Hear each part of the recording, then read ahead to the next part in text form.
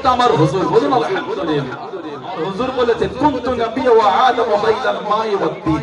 হুজুর বলে আমি নবী তখনও নবী যখন আদম নবী তৈরি হয়নি মাটির মধ্যে, পানির মধ্যে।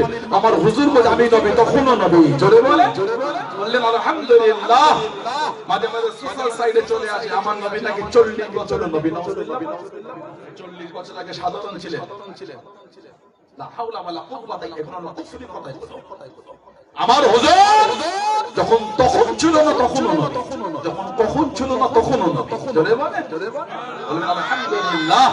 যখন কিছুই ছিল না তখনও নবী, যখন তখন ছিল না তখনও হুজুর নবী। বলেন আলহামদুলিল্লাহ। এর আমার হুজুরের মাকামই বোঝেন।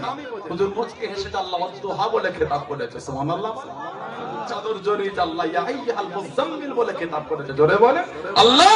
আমার হুজুরের শান বাড়িয়ে কোথায় তোহা বলেছে, কোথায় ইয়াসিন বলেছে, কোথায় বাশিরুন নাযীর বলেছে, কোথায় ইন্না আরসালনাকা শাহিদা ওয়া মুবাশশিরা ওয়া নাযীরা বলেছেন। জোরে বলো।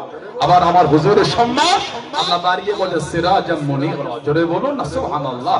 আবার হুজুরের শান আল্লাহ বাড়িয়ে বলছেন কি ওয়া রাফা'না লাকা যিকরা। জোরে বলুন না, আর একটু জোরে বলবেন না সুবহানাল্লাহ। এটা হুজুরের শানই বোঝে, এটা হুজুরের মাকাম।